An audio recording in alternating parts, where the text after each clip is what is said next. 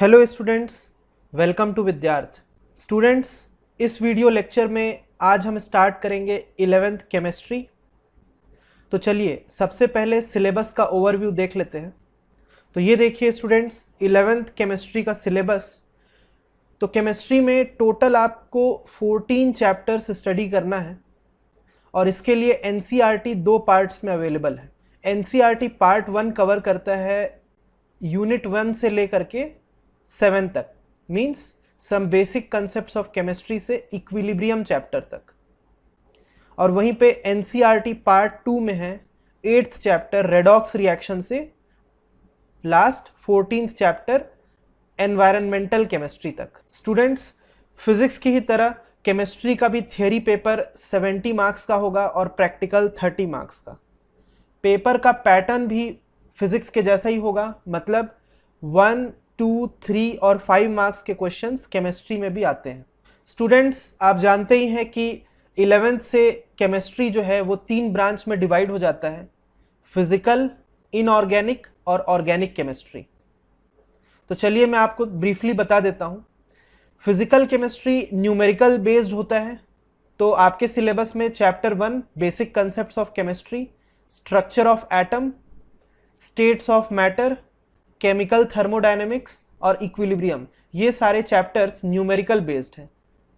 तो और रेडॉक्स का कुछ पोर्शन न्यूमेरिकल बेस्ड है। तो ये सारे चैप्टर्स फिजिकल केमिस्ट्री से रिलेटेड है।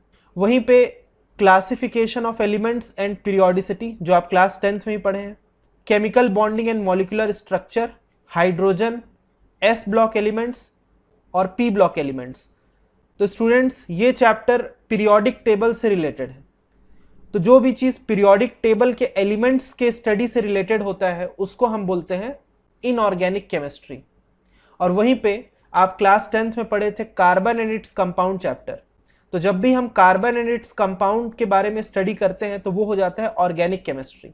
तो ऑर्गेनिक केमिस्ट्री के आपके सिलेबस में सिर्फ 2 चैप्टर हैं, एक है organic chemistry basic principles and techniques और दूसरा है हाइड्रोकार्बन्स। और जो लास्ट चैप्टर है एनवायरनमेंटल केमिस्ट्री, इसको हम जनरल स्टडी के फॉर्म में देख सकते हैं। मैं आपको बता देता हूँ टेक्स्ट बुक्स के बारे में जो आपको 11th केमिस्ट्री के लिए फॉलो करना है। तो लिस्ट ऑफ बुक्स में अगर आप सिर्फ स्कूल लेवल पे ही फोकस कर रहे हैं तो आपके लिए एनसीईआरटी पार्ट 1 और 2 सफिशिएंट होगा। न्यूमेरिकल्स और कंसेप्चुअल के लिए आप प्रदीप या दिनेश रेफर कर सकते हैं। साथ ही साथ आप नोट्स तो बना ही रहे हैं और हमारे तरफ से क्वेश्चन बैंक का भी प्रिंट आउट आपको टाइम टू टाइम मिलता रहेगा। जेई मेन और नीट एस्पिरेंट्स के लिए हमारे पास बुकलेट्स अवेलेबल है, जिसमें कि आप जानते हैं कि बहुत सारे एमसीक्यूज हैं, प्रीवियस ईयर क्वेश्चंस हैं नीट और जेई मेन एडवांस्ड के। इसके अलावा जेई मेन नीट के लिए भी एनसीईआरटी ही कंपलसरी है, क्योंकि एनसीईआरटी से अच्छी कोई बुक नहीं है केमिस्ट्री के लिए। साथ में आप एक्सेम्पलर भी देख सकते हैं एमसीक्यू के लिए। इसमें आपको कुछ एक्स्ट्रा ऑब्जेक्टिव क्वेश्चंस मिल जाएंगे चैप्टर के। अरिहंत ऑब्जेक्टिव केमिस्ट्री ये ऑप्शनल है, आप इन दोनों बुक्स को कंप्लीट करने के बाद ये भी रेफर कर सकते हैं अगर आपको और क्वेश्चंस ट्राई करने हैं तो। जो स्टूडेंट जेई एडवांस्ड के लिए फोकस कर रहे हैं वो बुकलेट्स के अलावा ये 3 और बुक रेफर कर सकते हैं। ऑर्गेनिक केमिस्ट्री के लिए OP Tandon, physical chemistry P Bahadur और इनऑर्गेनिक केमिस्ट्री के लिए जेडी ली। तो इसी सीक्वेंस में बुक फॉलो करेंगे बट बुकलेट कंप्लीट करने के बाद। तो चलिए स्टूडेंट्स, अब इस वीडियो लेक्चर से हम स्टार्ट करने वाले हैं 2nd चैप्टर 11th केमिस्ट्री का, विच इज एटॉमिक स्ट्रक्चर। तो ये है स्टूडेंट्स पार्ट 1। चलिए देखते हैं। तो देखिए स्टूडेंट्स, मैं आपको पहले बता दूं कि एटॉमिक स्ट्रक्चर चैप्टर कुछ नया नहीं है आप लोगों के लिए, क्योंकि क्लास 9th में आपने पढ़ा हुआ है। क्या चैप्टर था याद करिए क्लास 9th का? Structure of atom. बिल्कुल सेम वही है। एटलीस्ट स्टार्टिंग तो आज जो भी इस वीडियो लेक्चर में हम कवर करेंगे वो आपको बिल्कुल सेम लगेगा, ठीक है? तो थोड़ा स्पीड से कवर करेंगे क्योंकि सिंपल थियरी है जो आप ऑलरेडी जानते हैं। फिर जैसे जैसे न्यूमेरिकल और कुछ इंपॉर्टेंट कंसेप्चुअल टॉपिक्स आएंगे वहाँ पे हम थोड़ा पॉज लेकर के उसको ठीक से एक्सप्लेन करेंगे। तो चलिए स्टार्ट करते हैं इंट्रोडक्शन। देखिए सबसे पहला लाइन क्या लिखा है स्टूडेंट्स, डाल्टन्स एटॉमिक थियरी के according we know atoms are the smallest particle of any substance and they are indivisible. ये हमने प्रीवियस चैप्टर में भी देखा था जब हम केमिकल रिएक्शंस एंड इक्वेशंस देख रहे थे, different types of chemical laws. तो वहाँ पे डाल्टन्स एटॉमिक थियरी भी हमने पढ़ा, जिसके according atoms are only the smallest particle of any substance. But काफ़ी रिसर्च के बाद ये पता चला कि there are also some particles smaller than atom, जिसको हम क्या बोलते हैं students, subatomic particles, means smaller than atoms. तो इससे क्या प्रूफ हो गया कि एटम्स आर ऑल्सो डिविजिबल। तो जो डाल्टन की थियरी थी कि एटम्स आर इनडिविजिबल, वो तो गलत हो गया। आया समझ में? तो कुछ लिमिटेड पीरियड ऑफ टाइम के लिए ही डाल्टन्स एटॉमिक थियरी वैलिड था कि एटम्स आर इनडिविजिबल। उसके बाद रिसर्च होके जब ये सब एटॉमिक पार्टिकल्स डिस्कवर हुए, उसी टाइम से डाल्टन्स एटॉमिक थियरी का ये वाला स्टेटमेंट फिर गलत प्रूफ हो गया है। तो चलिए देखते हैं what are these sub atomic particles. Already आप जानते हैं, मैं आपको बस यहाँ पे ईयर ऑफ डिस्कवरी और नेम ऑफ साइंटिस्ट एक बार बता दूं ताकि आप याद रख सकें उसको। तो the 3 subatomic particles present inside atom are electron, proton and neutron. तो स्टूडेंट जिस सीक्वेंस में ये लिखा हुआ है नेम, एग्जैक्टली उसी सीक्वेंस में यहाँ पे उनका डिस्कवरी हुआ है। इलेक्ट्रॉन सबसे पहले डिस्कवर्ड सब एटॉमिक पार्टिकल था in the year 1850, discovered by J Thomson. और we know nature of this particle electron की इट इज नेगेटिवली चार्ज्ड। उसके बाद आता है proton, year of discovery 1886, discovered by E Goldstein, positively charged particle. Neutron discovered in year 1919 by James Chadwick, nature of particle neutral. तो आपको at least year of discovery और name of scientist तो याद होना ही चाहिए, ठीक है। अब नीचे क्या लिखा हुआ है स्टूडेंट्स, चार्ज का डेफिनेशन। तो जैसा कि हम जानते हैं electron and proton are type of charge. Charge is undoubtedly a subatomic particle. तो अब समझते हैं कि चार्ज का मतलब क्या होता है, चार्ज किस टाइप का पार्टिकल है। तो स्टूडेंट्स मैं आपको बता दूं, चार्ज भी एटम की ही तरह एक पार्टिकल है, बस डिफरेंस ये है कि चार्ज की एक स्पेशल प्रॉपर्टी होती है टू अट्रैक्ट और रिपेल, जो एटम के पास नहीं होती, दैट्स इट, ठीक है। तो कब फोर्स ऑफ अट्रैक्शन होगा, कब रिपल्शन होगा, ये भी आप जानते हैं कि same charge repel each other and opposite charge attract each other. मतलब कि अगर दो प्रोटॉन्स स्पेस में आएंगे एक दूसरे के कांटेक्ट में तो रिपल्शन होगा, और अगर एक प्रोटॉन एक इलेक्ट्रॉन आएगा, क्योंकि दोनों का चार्ज अपोजिट है, तो फोर्स ऑफ अट्रैक्शन डेवलप होगा दोनों के बीच में, ठीक है। ये देखिए नीचे वही स्टेटमेंट लिखा हुआ है। तो what is charge, charge is a particle, बोल सकते हो आपको, smaller than atom, with special property to attract or repel each other. Same charges repel each other and opposite charge attract each other. तो काफ़ी इजी था students, ये जो first page में हमने डिस्कस किया है इसको आप जल्दी से नोट करिए ताकि हम स्पीड से उस टॉपिक तक पहुंच पाएँ जो कि आपके क्लास 11th लेवल का है, ठीक है। चलिए जल्दी नोट करिए स्टूडेंट्स, आगे बढ़ते हैं। तो अब हम पढ़ने वाले हैं डिस्कवरी ऑफ एटॉमिक मॉडल्स। ये भी आपका क्लास 9th में पढ़ा हुआ है। आप जानते हैं कि 3 एटॉमिक मॉडल अभी तक प्रपोज्ड हैं। पहला था थॉमसन्स एटॉमिक मॉडल, नेक्स्ट क्या आता है Rutherford's atomic model, and then Bohr's atomic model. तो अभी जो प्रेजेंट सिचुएशन में हम एटम का मॉडल फॉलो करते हैं वो क्या है, बोर्स एटॉमिक मॉडल, ठीक है। तो 1 by 1 हम पहुंचते हैं वहां तक। सबसे पहला क्या है, थॉमसन्स एटॉमिक मॉडल।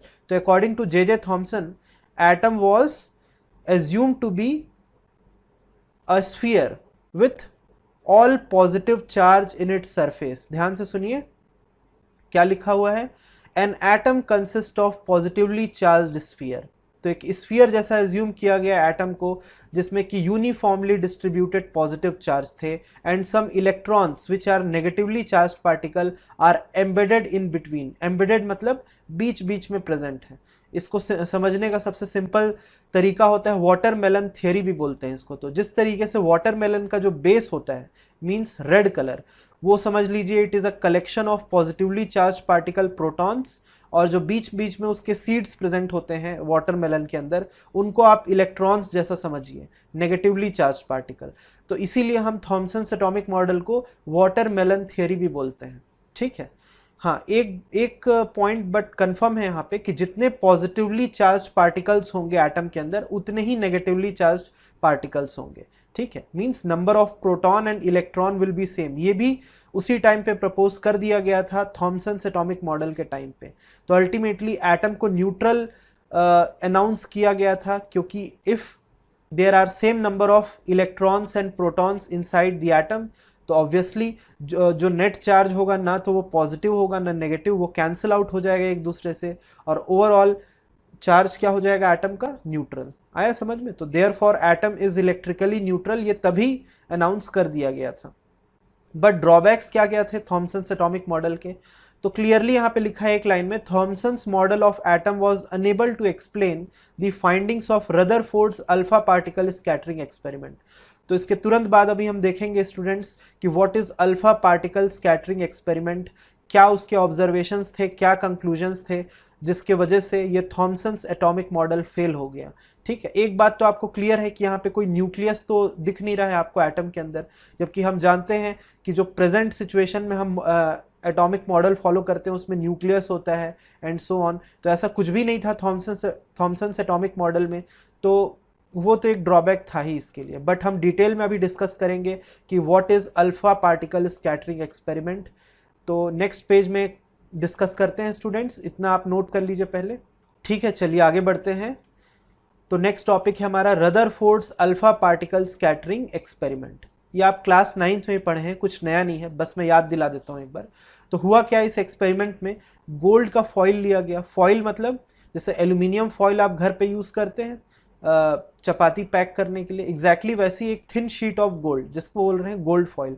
तो आप डायग्राम में भी देख सकते हैं यहाँ पे गोल्ड फॉइल आपको दिख रहा है। ठीक है, और गोल्ड को ही क्यों सेलेक्ट किया गया इस एक्सपेरिमेंट के लिए? क्योंकि गोल्ड एटम बहुत हैवी होता है, पहली बात। दूसरा, वो हाईली मेलिएबल है जिससे कि हम उससे थिन शीट्स बना सकें, और गोल्ड इज ऑल्सो इनर्ट, कि ताकि जब हम अल्फा पार्टिकल उस पर बॉम्बार्ड करेंगे तो उनमें आपस में कोई केमिकल रिएक्शन नहीं होगा। तो इन तीन क्वालिटीज़ की वजह से गोल्ड को ही सेलेक्ट किया गया था इस एक्सपेरिमेंट के लिए। अब क्या किया गया एक्सपेरिमेंट में? तो एक थिन स्लिट कहने का मतलब होल, ठीक है, वहां से अल्फा पार्टिकल्स का सोर्स रिलीज किया गया और वो गोल्ड फॉइल पे स्ट्राइक करने लगा, जैसे कि आपको डायग्राम में दिख रहा है। ठीक है, व्हाट आर अल्फा पार्टिकल्स? तो अल्फा मीन्स होते हैं पॉजिटिवली चार्ज्ड हीलियम एटम्स। ठीक है, helium is a type of element, आपको पता है। और नेचर क्या था अल्फा पार्टिकल का? Positively charged.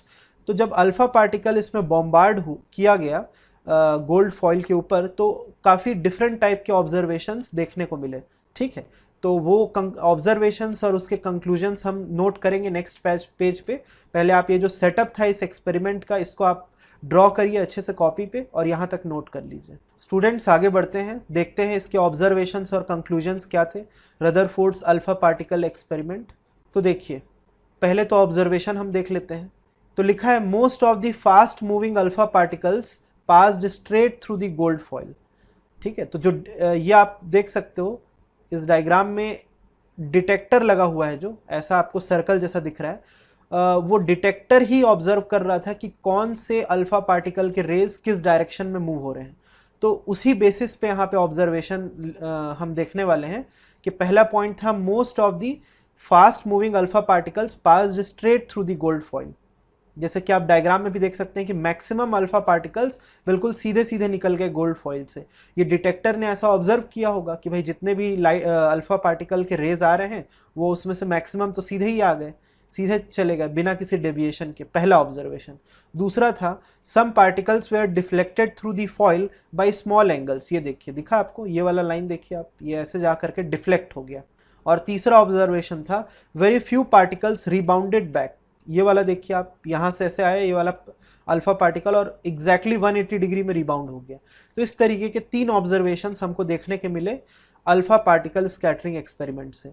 तो चलिए अब देखते हैं कि इसके कंक्लूजन्स हम क्या निकाल सकते हैं। देखिए, what Rutherford concluded from his observations. पहला तो ये कि अगर most of the fast moving alpha particles were passed straight along the gold foil, इसका मतलब ये हुआ कि जो गोल्ड एटम्स हैं या कोई भी एटम हो उसका मैक्सिमम स्पेस क्या है, एम्प्टी। तभी तो कोई भी ऑब्स्ट्रक्शन नहीं फील हुआ अल्फा पार्टिकल रे को और वो बिल्कुल सीधा सीधा निकल गया। Means maximum space inside the atom is empty, बिल्कुल खाली है।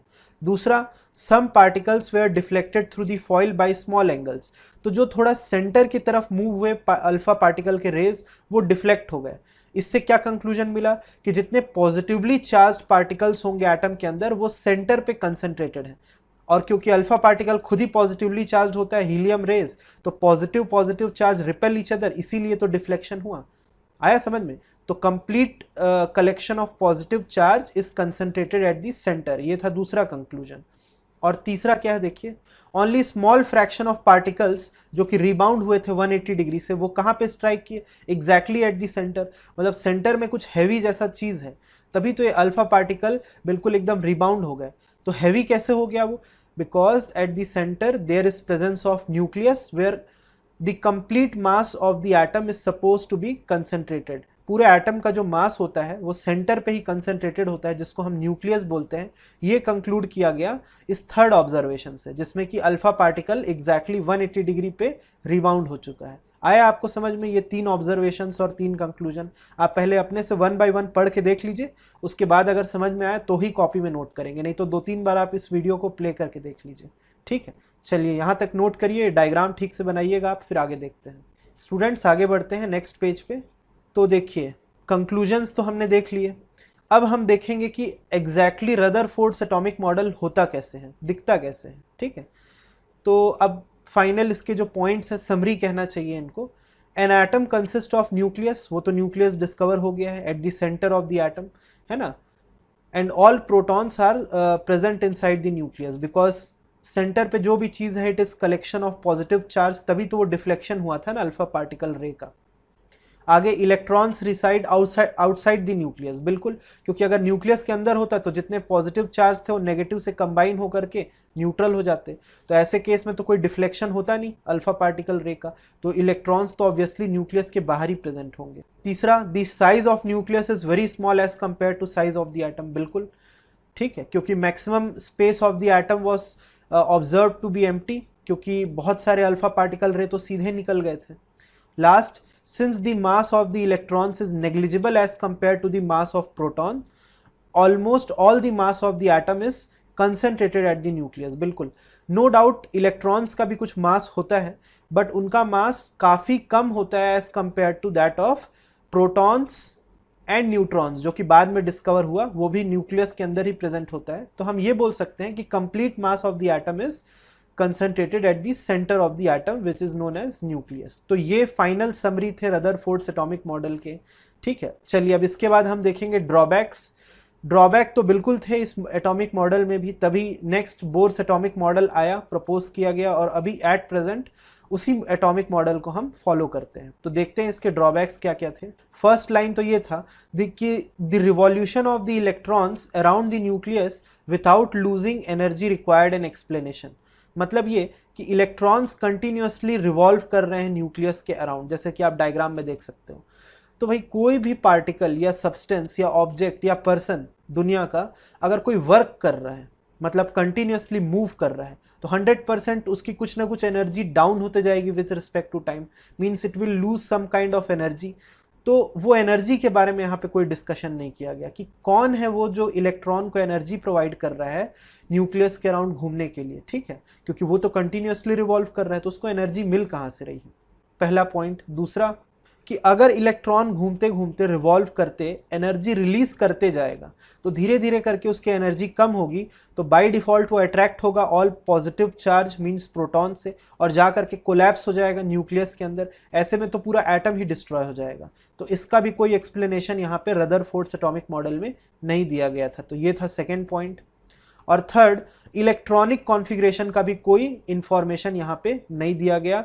इलेक्ट्रॉनिक कॉन्फ़िगरेशन मतलब क्या स्टूडेंट्स, क्लास 10th में आप पढ़े हैं, जो KLM शेल में हम डिवाइड करते हैं इलेक्ट्रॉन्स को, और ये देखते हैं कि कितने इलेक्ट्रॉन्स कौन से शेल या ऑर्बिट में प्रेजेंट होंगे। ऐसा कुछ आपको यहाँ पे इंफॉर्मेशन दिया है क्या?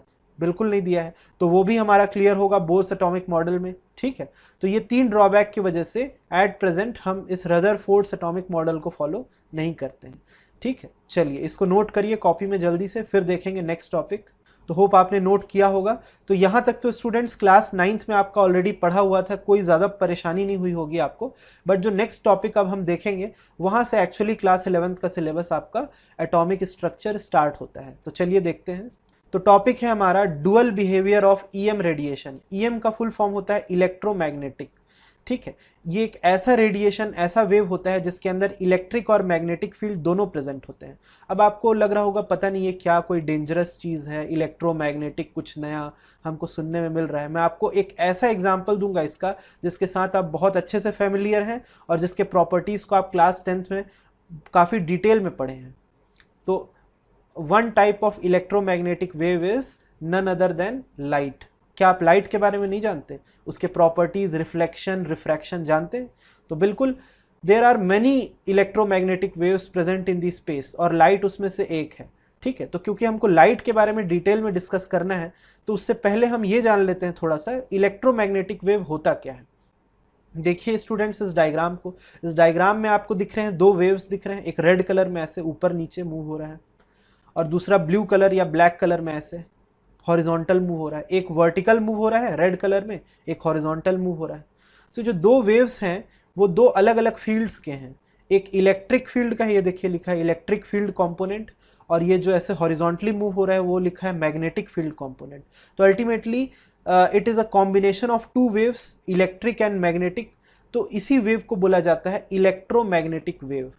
ठीक है, और undoubtedly light is a type of electromagnetic wave. तो उसके अंदर भी ये दो फील्ड्स प्रेजेंट होंगे, इलेक्ट्रिक और मैग्नेटिक। आया समझ में?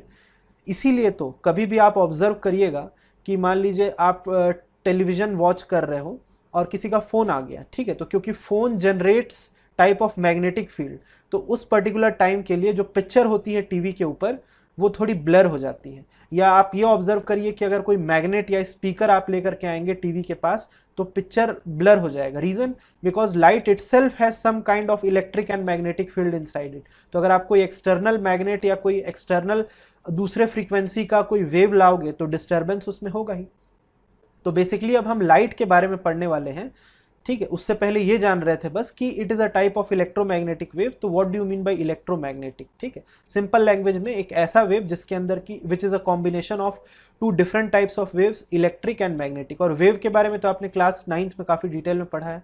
वेव मतलब इस तरीके से डिस्टर्बेंस को बोलते हैं जो कि ऊपर नीचे मूव होता है, और ऐसे वेव को क्या बोलते हैं? Transverse wave. एक दूसरे टाइप का लॉन्गिट्यूडनल वेव भी होता है। Sound is a type of longitudinal wave, but light is a type of transverse wave. Transverse मतलब ऐसे अलोंग द मीन पोजीशन, ऐसे ऊपर नीचे मूव होता है। इतना आया आपको समझ में? तो देखिए फर्स्ट पॉइंट में वही लिखा है कि इलेक्ट्रोमैग्नेटिक रेडिएशन का जो सोर्स होता है वो होता है ऑसिलेटिंग चार्ज या oscillating electric and magnetic field. Oscillate ही तो हो रहा है ना ये वेव, देखिए ऊपर नीचे ये ऐसे आगे पीछे। और इंपॉर्टेंट ये है कि जो दोनों वेव्स हैं, इलेक्ट्रिक और मैग्नेटिक वेव्स, दोनों आपस में एक दूसरे के परपेंडिकुलर हैं। दिख रहा है आपको? परपेंडिकुलर। तो एग्जैक्टली इसी फॉर्म में प्रेजेंट होता है लाइट के अंदर भी दो वेव, एक इलेक्ट्रिक दूसरा मैग्नेटिक। ठीक है, electromagnetic waves do not require any medium to travel. बिल्कुल, लाइट को चाहिए क्या कोई मीडियम? नहीं चाहिए। सन से अर्थ तक बीच ऑटोमेटिक आ जाता है लाइट। बीच में क्या प्रेजेंट है? स्पेस, तो भी आ जाता है। स्पेस में कोई मीडियम है क्या? नहीं है। फिर भी light can travel from sun to earth because light is a type of electromagnetic wave. और भी बहुत सारे आपको मैं अभी नेम बताऊंगा इलेक्ट्रोमैग्नेटिक वेव्स के।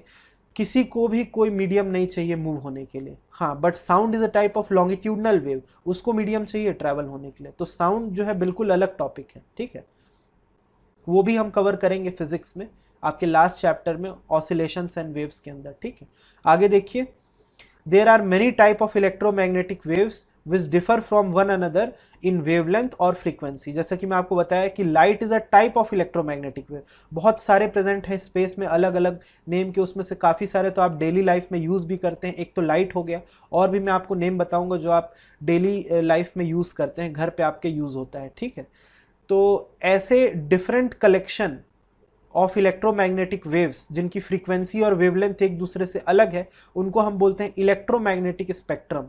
स्पेक्ट्रम मतलब collection of waves of different frequency and wavelength. तो अब अल्टीमेटली उनके नेम्स क्या हैं, कितने टाइप के होते हैं इलेक्ट्रोमैग्नेटिक वेव्स, ये सब हम डिस्कस करेंगे स्टूडेंट्स नेक्स्ट पेज पे। पहले आप यहाँ तक नोट कर लीजिए, इस डायग्राम को ठीक से बनाइए, फिर आगे देखते हैं। स्टूडेंट्स आगे बढ़ते हैं नेक्स्ट पेज पे। देखिए आपको मैं नेम्स बताता हूँ different type of electromagnetic radiations के।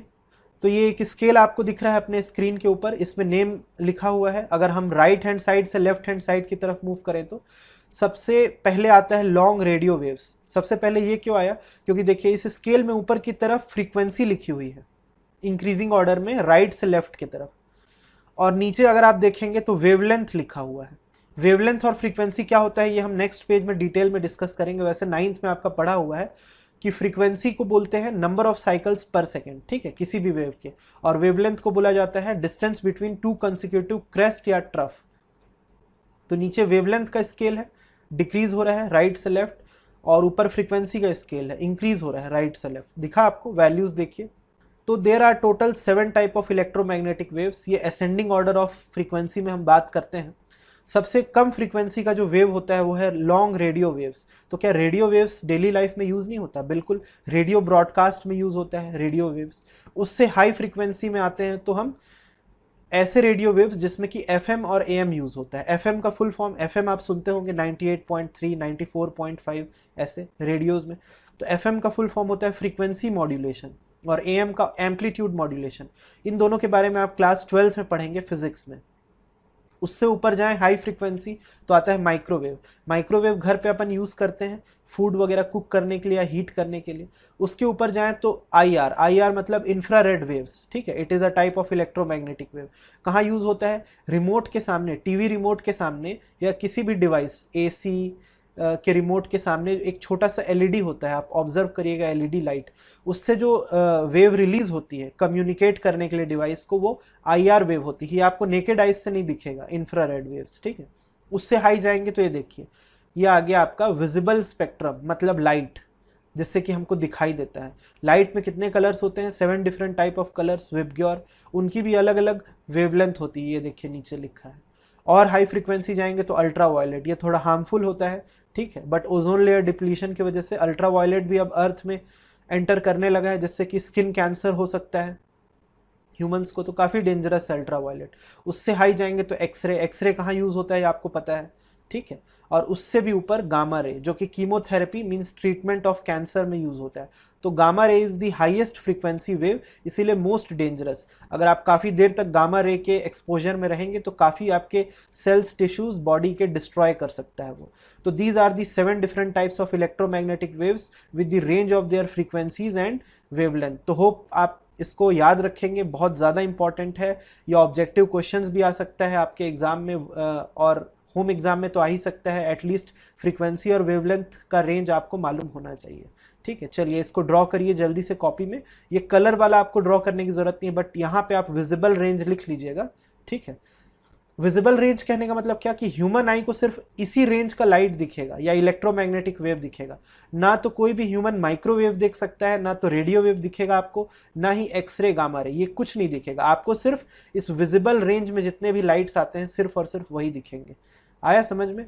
चलिए नोट करिए। स्टूडेंट्स आगे बढ़ते हैं, अब डेफिनेशंस देखते हैं कुछ इलेक्ट्रोमैग्नेटिक रेडिएशन पे बेस्ड। जैसे कि मैंने आपको बताया फ्रीक्वेंसी और वेवलेंथ दो इंपॉर्टेंट टर्म है किसी भी वेव के लिए। फ्रीक्वेंसी किसको बोलते हैं? नंबर ऑफ साइकिल्स प्रेजेंट पर सेकेंड, ठीक है। साइकिल्स किसको बोलते हैं? वो अप एंड डाउन जो होता है ना, वो एक साइकिल, एक बार अप फिर एक बार डाउन, ये आया एक साइकिल। तो एक साइकिल, एक सेकेंड में कितने साइकिल्स ऐसे कंप्लीट कर रहे हैं कोई भी वेव, उसको हम बोलेंगे फ्रीक्वेंसी, ठीक है। ये 9th में पढ़ा हुआ है। SI यूनिट क्या होती है फ्रीक्वेंसी की? हर्ट्स या पर सेकेंड, और सिंबल ऐसा होता है, न्यू बोलते हैं इस सिंबल को, स्मॉल v जैसा दिखता है, ठीक है। Wavelength symbol lambda, Greek symbol lambda से रिप्रेजेंट करते हैं, and it is the minimum distance between two consecutive crest और ट्रफ। क्रेस्ट किसको बोलते हैं? जो पीक वैल्यू होती है वेव की, पीक, उसको क्रेस्ट, और जो एकदम बॉटम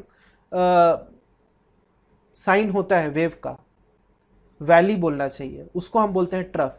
तो पीक को बोलते हैं क्रेस्ट और वैली को बोला जाता है ट्रफ, ठीक है।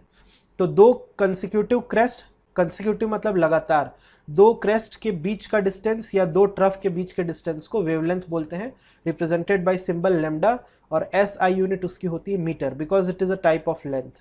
दुनिया के जितने भी इलेक्ट्रोमैग्नेटिक वेव्स हैं सबकी स्पीड होती है 3 × 10⁸ मीटर पर सेकेंड। और जैसा कि हम जानते हैं यही तो लाइट की भी स्पीड है ना, because light is a type of electromagnetic wave.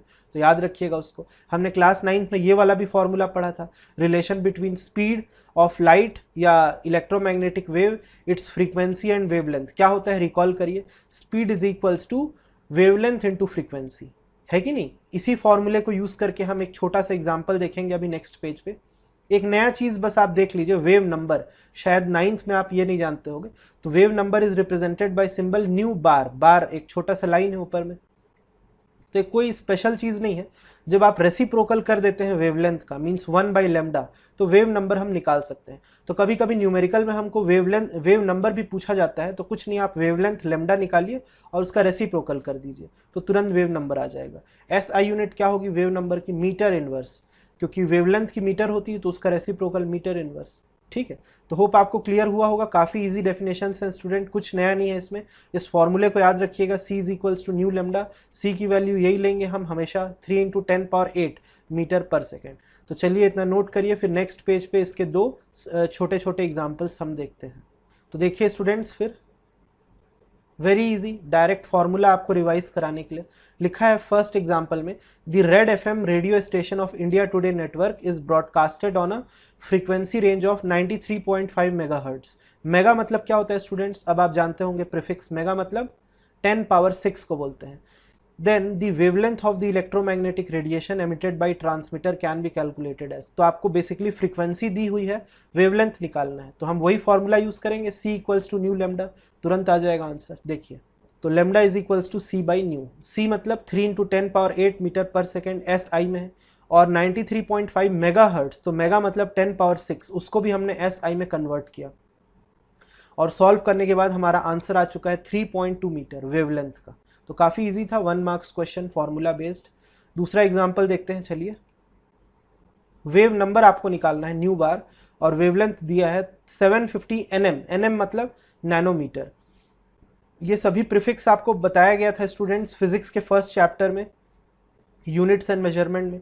इसी के लिए बताया गया है क्योंकि न्यूमेरिकल में वो प्रीफिक्स कभी भी यूज होते हैं, आपको याद होना चाहिए। तो नैनो मतलब क्या होता है? 10⁻⁹ तो आपको वेवलेंथ गिवन है लेमडा, न्यू बार निकालना है। तो what is wave number nu bar? Reciprocal of wavelength 1/λ, simple. देखिए ये वेवलेंथ दिया है 10⁻⁹, SI में हमने कन्वर्ट किया, उसके बाद nu bar wave number is equals to reciprocal of wavelength 1/λ, और ये बस सिंप्लीफाई करके तुरंत आंसर आ गया।